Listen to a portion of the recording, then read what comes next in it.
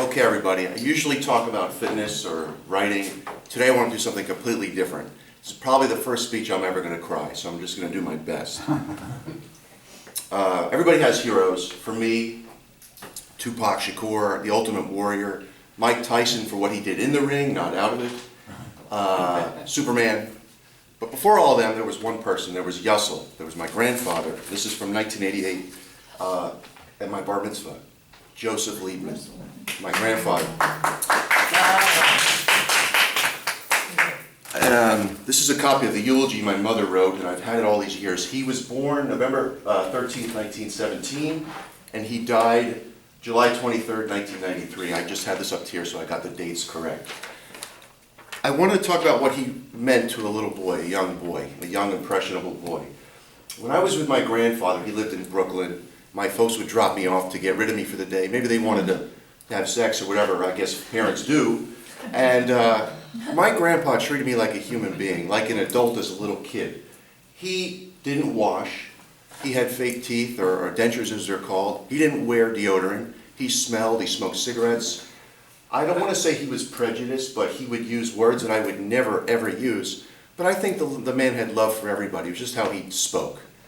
And we would go to the video store, and he would say to me, I'm a young kid, get whatever you want. And I would get Revenge of the Nerds, and Eddie Murphy Delirious, and Police Academy, and all these movies. And I couldn't see at home because my parents would forbid it. And he would treat me like one of the guys, and it was a really amazing, special, my mother yelled at Yussell quite a bit for, why did you let Hollis do this?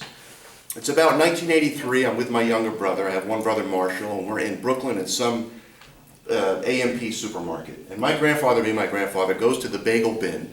He puts his dirty hand in the bagel bin. Yeah.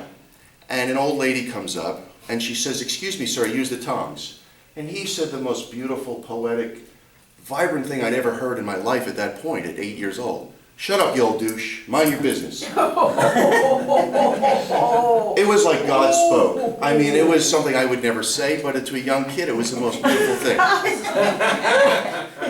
It's now 1981, 1980. My mother wants to send me to an expensive preschool. And my mother worked very hard, as did my father. The tuition is like $1,000, whatever it was, and she's $90 short. She's on the phone with the people, and the people say, if you don't come up with the $90, we want it all up front. He's not going. My mother starts crying, doesn't know what to do. There's $90 on the table. It was for my grandfather. He paid for me to go. He was my friend. It's my opinion that there's a different relationship with a father and a grandson. My father, I don't want to say jealous or misunderstood, but my grandfather was with me, how he wasn't with my father. It's my belief that my grandfather maybe favored my father's brother, Michael. And I was very appreciative to have the time with my grandfather, and I miss him very much. He was my friend, and I learned from him to be real, to learn by doing what he didn't say, to love everybody.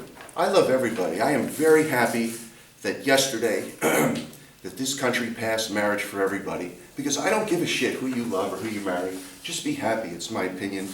And I'm very proud of this country and happy for that. I do wish, really one thing. I'm 39 now, I'm struggling with being 40 this year.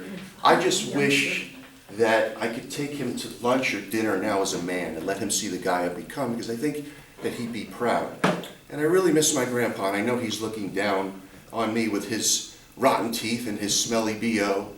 And I think that he's very proud of his grandson. And I just want to say that if you're all lucky to have someone in your life that teaches you and helps you to become who you are today, then you're a very blessed person. And I'll never forget my grandfather. I'm very proud of the time I spent with him and who he was. And I'm very proud of the fact that 22 years ago when he passed, I spoke at his funeral. It was terrible. I wish I had Toastmasters then.